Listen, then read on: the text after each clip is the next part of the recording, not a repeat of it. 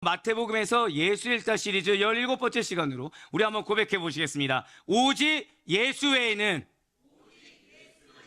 네, 오직 예수 외에라는 제목의 마태복음 17장 6절부터 8절까지의 말씀을 통해 여러분들이 정말 오직 예수 한 분만으로 충만한 삶을 살기를, 은혜가 넘치는 삶을 살기를, 천국에 임하는 삶을 살기를 주님께서 간절히 바라시고 계시다는 거예요. 먼저 오늘 본문인 마태복음 17장 6절 말씀을 한번 먼저 보도록 하시겠습니다. 제자들이 듣고 엎드려 심히 두려워하니. 아멘. 지금 제자들이 어떤 상태입니까? 지금 제자들은 심히 두려워 떨고 있습니다. 왜입니까? 지금 무언가를 봤어요. 무언가를 보고서 그들이 보인 반응은 두려워서 떠는 반응이라는 거죠. 그 본 것이 무엇입니까? 예수님이 변화된 거예요. 예수님의 그 변형 사건을 통해서 놀라다 보니까 이 제자들의 보인 반응이 두려워서 떨었다는 것이죠. 자, 그렇다면 이 예수님의 변형 사건이라는 것이 과연 무엇입니까? 말 그대로 예수님의 형상과 그분의 모습이 변했다라는 거예요. 자, 우리가 흔히 알던 사람이 뭔가 좀 변했습니다. 뭐 말이 변했든 생각이 변했든 변했습니다. 그럼 우리가 뭐라고 하나요? 아, 그 사람 변했어. 그 사람 정말 변했어. 자, 이거 어떻게 좋게 들리십니까? 나쁘게 들리십니까? 야, 이 선한 자들. 예, 지금 나쁘게 얘기했는데 좋게 다 들으셨습니다. 네, 그리스도인들의 귀는 그래야 되죠. 자, 단순히 외적인 모습만 바뀐 거 가지고 우리가 변했다고 하진 않습니다. 그 사람의 어떤 마음 상태, 어떠한 성품, 어떠한 생각들이 변했을 때 사실은 안 좋은 의미를 담아서 변했다. 그 사람 그렇게 변하면 안 되는데 변했다라고 이야기한다는 거죠. 그렇다면 오늘 예수님의 변형 사건에서 이 예수님이 변했다라는 것은 나쁜 것일까요? 예수님의 어떤 것이 변하신 것입니까? 어떻게 변해서 나타나셨길래 이렇게 제자들은 두려워서 떨고 있는 것입니까? 바로 오직 예수님만이 나타내 보일 수 있는, 절대 고백하실게요, 영광이 드러났습니다. 네, 인간이 변했다고 하면 인간은 사실상 좋은 것보다도 안 좋은 것이 변했을 때 그 사람 변했다고 우리는 이야기하지만 지금 예수님이 전혀 다르다는 거예요. 지금 영광이 드러났습니다. 인간으로서 감당할 수 있는 영광이 밖으로 나타내 보였다는 거예요. 이러한 변화된 예수님의 모습을 통해서 이 마태복음 17장 2절 말씀은 이렇게 증거하고 있습니다. 그들 앞에서 변형되사 그 얼굴이 해같이 빛나며 옷이 빛과 같이 휘어졌더라. 아멘.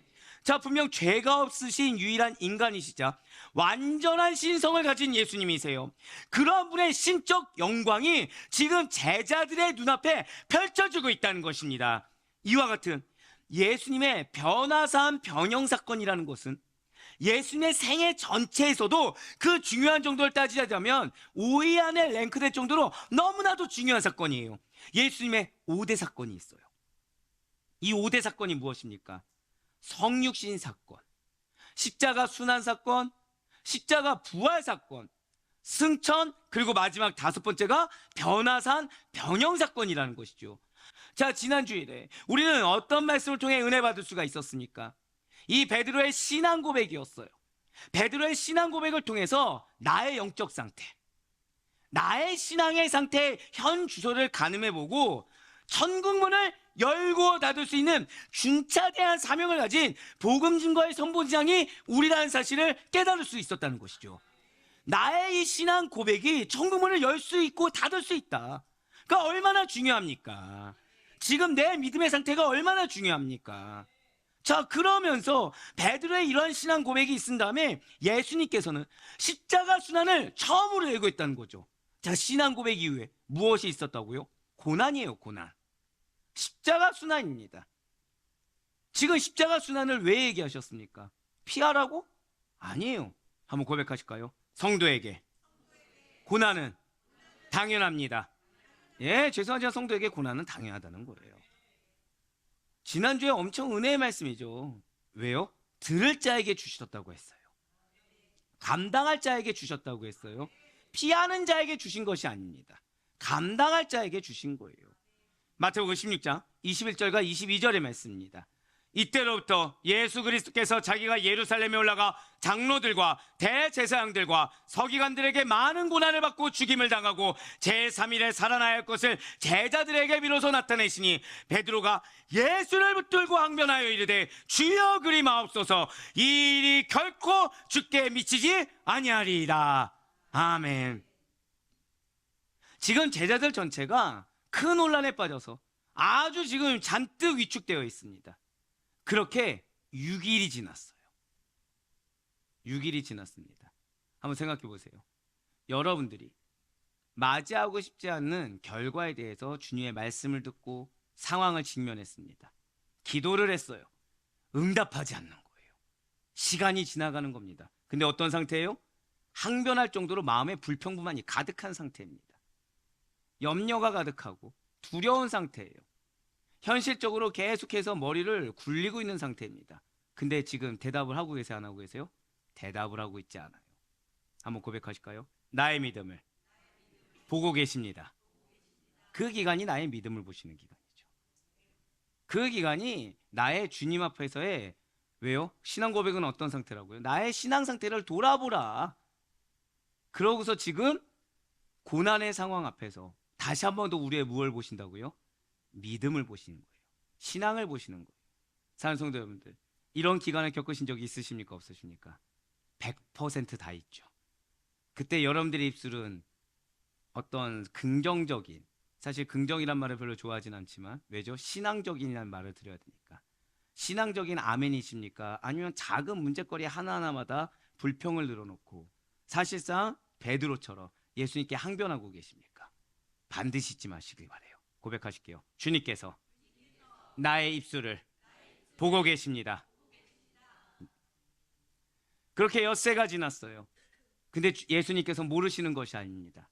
엿새가 지난 그때 예수님께서는 당신이 신뢰하고 당신이 사랑하시며 아끼는 3명의 제자를 데리고 큰 산에 오르십니다. 십자가 순환을 당할 거야, 십자가에 고난이 있을 거야라는 예고를 듣고 지금 제자들은 자신들이 걸어가야 하는 앞길에 마치 적신호가 켜진 것처럼, 마치 엄청 큰 일이 벌어진 것처럼, 이제 망하는 것처럼 아주 큰 시대에 빠져 있다는 거예요. 그리고 이러한 제자들의 심리 상태에 대해서 예수님께서는 잘 알고 계셨다는 거죠. 그렇기 때문에 기다리고 계세요. 자, 방금 뭐라 말씀드렸습니까? 여러분들이 염대 자녀를 위해서 뭔가 준비를 했어요. 근데 그 자녀가 여러분들이 준비한 걸 받기 위해서는 준비가 되어 있어야 되는 겁니다. 근데 자녀들의 모습을 봤더니 이건 준비는커녕 지금 이거를 맡겼다가 큰일 나게 생긴 거예요.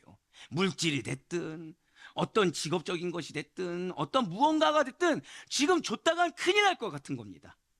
그럼 여러분들이 염대 자녀에게 뭐라고 하시겠습니까? 근데 자녀가 여기서 가만히 있는 것이 아니죠. 무엇을 했다고요? 항변을 한 거예요. 부모님한테. 그럼 뭐라고 하시겠습니까? 여러분들 표정이 대변해 주시는군요. 벌써 입에서 욕만 안 나와도 다행이다. 네, 지금 약간 이런 표정이신데, 근데 예수님께서는 기다리셨다는 거예요. 아니, 대체 신앙 고백한 지 얼마나 됐다고 아직도 준비가 되지 않았냐? 너의 입으로 고백했고 지금 그 고백이 너의 영적 상태를 늘 항상 살펴보라고 얘기했는데 왜 영적 상태를 보는 것이 아니라 왜 환경을 보고 아직 일어나지도 않는 일에 대해 염려와 걱정하면서 항변하는 이 신앙 상태, 왜 준비가 되어 있지 않느냐라고 질책하지 않으셨어요. 대체 언제까지 너를 모른 척하고 기다려줘야 하느냐라고 혼내지도 않으셨습니다. 오히려 당신의 사랑하는 제자들을 배려하시고자 이 변형 사건, 예수님의 변형 사건을 계획하셨다는 것이죠. 절단 고백하실게요. 나를 위한 계획이 있습니다. 여러분들을 위한 계획이 있다는 거예요. 여러분들 반드시 잊지 마시길 바라요. 주님께서 지금 대답하지 않는 것 같은 그런 상태, 주님께서 나의 믿음을 보시는구나 라고는 알고 있지만 정말 그럴까? 나 이러면 정말 큰일 나는 거 아니야? 라는 제자들의 마음의 상태를 가진 지금 이 순간이 지금 주님께서 나를 위해 계획하신 사건이라는 거예요. 나를 위해 계획하신 것을 기다리고 계시다는 것이죠. 그러면서 제자 3명을 동반해서 산을 오르셨습니다. 그렇습니다. 제자들은 원치 않지만 분명 예수님께서는 고난받으실 거예요. 죽으실 것입니다. 하지만 여기서 끝나지 않아요. 반드시 다시 부활하시사 영원한 승리자가 되실 것입니다. 할렐루야. 그렇기 때문에 어떠한 경우와 상황에 맞닥뜨리게 된다고 하더라도 제일 우선적으로 나의 영적 상태를 바라보고 결코 실망하거나 낙심하지 말라고 용기와 위로를 주고자 하셨다는 것이죠. 오늘 본문 말씀이 마태복음 17장 7절의 말씀을 보시길 바랍니다. 예수께서 나와 그들에게 손을 내시며 이르시되 일어나라 두려워하지 말라 하시니 아멘. 그렇습니다. 분명 제자들은 십자가 순환의 예고를 듣고 위축되어 있습니다. 두려워하고 있습니다. 떨고 있습니다. 하지만 이는 결코 위축될 일도 아니고 두려워서 뺄만한 일도 아니고 피할 일도 아니고 생각이 많아져서 힘들 일도 아니라는 거예요. 이러한 예수님의 변형 사건을 통해서 주님께서는 지금 당신의 제자들에게 크게 두 가지를 깨닫게 해주실 목적을 갖고 계시다는 것이죠. 첫 번째가 무엇입니까? 예수님께서 십자가 순환을 받고 죽으신 것은 예수님께서 약해서 어쩔 수 없이 당하는 사건이 아니라는 것을 알려주길 원하신다는 거예요. 우리는 흔히 내 상황 가운데 응답이 이루어지지 않으면 나도 모르는 사이에 내가 세상적인 해결책을 강구합니다. 바로 그게 예수님이 약합니다라고 내가 증명하고 있는 거예요. 예수님은 전지전능한 분이 아닙니다 라고 내가 고백하고 있는 거예요. 신앙이 있는 겁니까 없는 겁니까? 전혀 없는 모습이라는 거죠. 전혀 없는데 무슨 은혜를 기대합니까? 예, 맞아요. 그런데 주님은 그걸 탓하시는 것이 아니라 계획하고 계셨다는 거죠. 변형 사건을 통해서 이거는 내가 약해서 당하는 것이 아니야. 희게 변한 나의 변형된 형상을 보아라. 나는 유일하게 죄가 없는 거룩한 하나님이시다. 즉 당신의 시적 영광을 한번 고백하실까요? 나의 삶에 당신의 영광을 반드시 증명하십니다. 그거를 믿길 원하신다는 거예요. 여러분들의 삶을 보면 당연히 어떠한 영광이 아니라 지금 당장 문제 해결도 급할 수가 있어요. 지금 내 마음 하나 잡기도 힘들 수가 있습니다. 허다한 걱정거리의 늪에 그 무게에 내가 짓눌릴 수 있다는 거죠. 그럴 때 하나님은 무엇을 보라고 하시는 거예요? 하나님의 신적 영광을 보라는 거예요. 여러분들 눈에 문제가 보일 때 문제가 아니라 반드시 무엇을 봐야 된다고요? 고백하실게요. 하나님의 영광, 그걸 볼 수 있어야 된다는 거예요. 정말 바라옵기는 우리 사랑하는 아데포의 모든 권속들의 입술이 문제 앞에서 당연하게 부정적인 얘기가 나오는 것이 아니라 문제 앞에 하나님의 영광을 보고 주변에 누군가가 문제를 얘기했을 때 그 문제를 영광으로서 함께 보듬어 줄 수 있길 간절히 소망합니다. 바로 이것을 보여주심으로 말미암아 하나님 당신의 신적 영광을 보여주심으로 말미암아 예수님의 말씀을 믿고 따르는데 제발 주저하지 말고 확신할 것을 주문하신 거라는 거예요. 말씀을 믿어라. 말씀을 믿고 순종해라. 분명 예수님께서는 십자가 죽음을 알면서 당하시는 것입니다. 자신을 핍박하는 자들을, 자신을 압박하는 상황을 이길 수 없어서가 아니라는 거죠. 어떠한 힘이 없어서도 아니고 유약하기 때문도 아니라는 거예요. 도저히 감당할 수 없기 때문에 수동적으로 당하신 것도 아닙니다. 진실로 십자가 순환이라는 것은 구속사역 과정 가운데 반드시 필요한 과정이기 때문에 방금 뭐라 말씀드렸죠? 순환이 구속사역 과정 가운데 반드시 필요하기 때문에 즉 여러분들의 응답이 바로 이 고난이라는 과정, 여러분들이 지금 그 응답이라는 걸, 은혜라는 것을 받을 판을 만들 과정으로서 고난이 필요하기 때문에 조금도 부끄러움 없이 어떠한 머뭇거림이나 염려 없이 아시면서도 적극적으로 당해주셨다는 거예요. 이게 여러분들이 필요한 겁니다. 고난이 있다고 피하려고 하는 것이 아니라 고난이 있다고 현실적으로 타개하려는 악한 모습이 아니라 알면서도 적극적으로 당할 수 있어야 돼요. 누가 알아주길 바라야 됩니까? 안 해야 됩니까? 누가 알아주길 바라는 순간 그건 더 이상 고난이 안 됩니다. 내가 십자가 지라고 하면 내가 지는 거예요. 지금 예수님께서 수동적으로 하셨습니까? 능동적으로 하셨습니까? 그렇게 당하는 거예요. 지금 이러한 예수님의 모습을 반드시 기억하시길 바랍니다. 잊지 마시길 바라요. 우리 역시 마찬가지입니다. 여러분과 저를 향한 하나님의 뜻이 분명하다고 한다면 때로는 알고도 당해주는 영적 센스가 반드시 있어야 된다는 것이죠. 따라하시길 바랍니다. 알고도 당하는 지혜가 필요합니다. 바로 이거예요. 알고도 당하는 지혜입니다. 부정적으로 얘기해서 수동적으로 어쩔 수 없이 조급해하면서 항변하는 것이 아니라 기꺼이 감사하는 마음으로 확신 가운데 기쁨에 가득 차서 기대함으로 아멘으로 순종하는 지혜가 필요하다는 거예요. 그렇습니다. 당하는 것이 하나의 뜻이라고 한다면, 내려놓는 것이 하나의 뜻이라고 한다면, 예수 그리스도를 믿는 믿음으로 말미암아 구원을 받은 우리들은, 정확히 말씀드릴까요? 은혜가 필요한 우리들은 반드시 그렇게 해야 된다는 거예요. 내가 지금 피해를 보는 것이, 내가 내려놓는 것이 하나님의 뜻이라고 한다고 한다면, 그것은 내가 갑작스럽게 닥치게 된 어려운 일이 아니라 당연하게 당해야 되는 일, 당연하게 기뻐야 되는 일이라는 것이죠. 그것이 바로 지혜인 것입니다.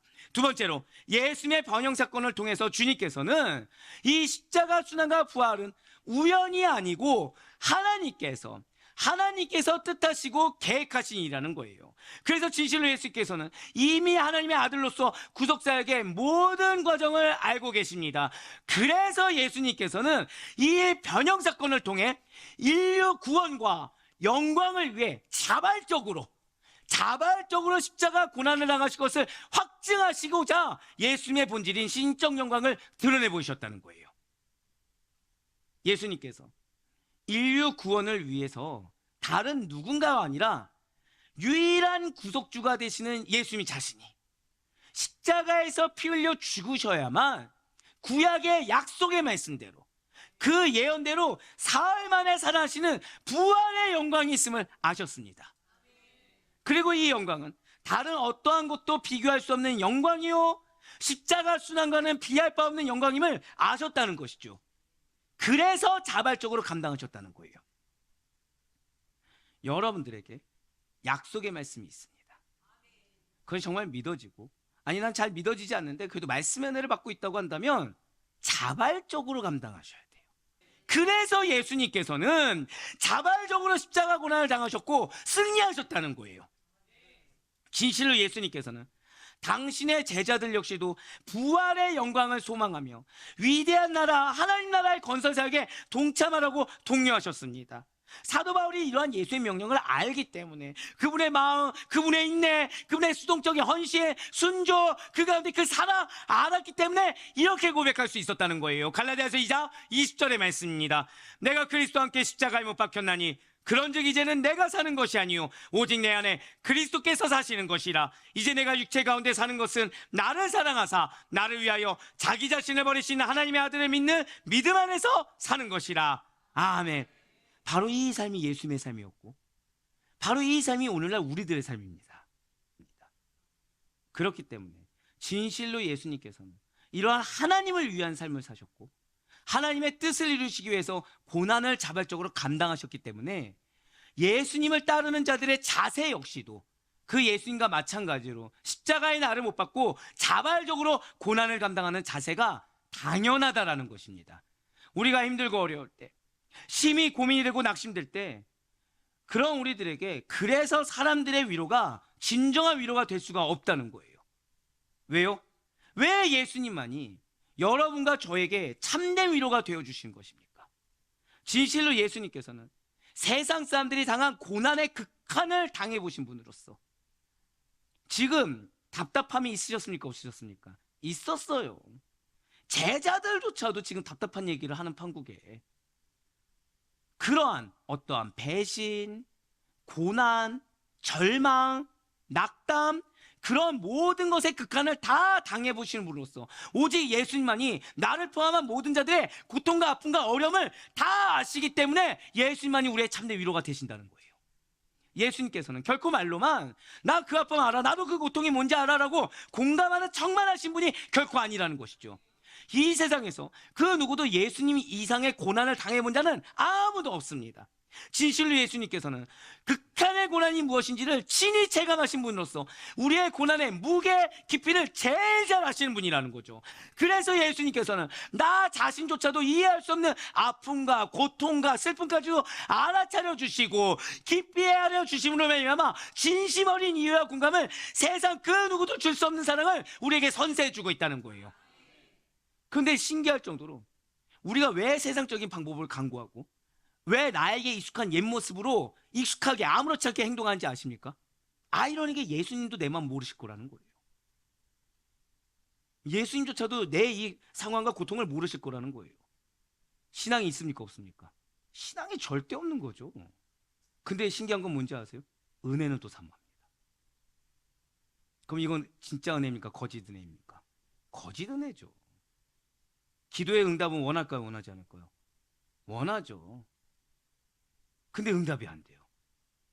왜일까요? 뭐가 문제죠? 신앙이 문제죠. 예수님이 나의 모든 것을 아시사 지금 상황 가운데 나의 믿음을 보신다라는 믿음이 있어야 됩니다. 그거에 대한 신뢰가 있어야 됩니다. 우리는 알게 모르게 인본주의적인 이기적인 공격에 취약합니다. 노출되어 있어요. 그래서 나를 부인해야 되고, 그래서 나를 십자가 못 박아야 되고, 그래서 끝까지 신본주의로 살아가야 되는 거예요. 근데 감사한 것은 그런 우리라고 하더라도 예수는 우리를 질책하지 않으셨다는 거예요. 지금 이런 베드로의 항변 앞에서도 예수님 질책하기보다는 오히려 당신의 변형 사건을 보여주셨습니다.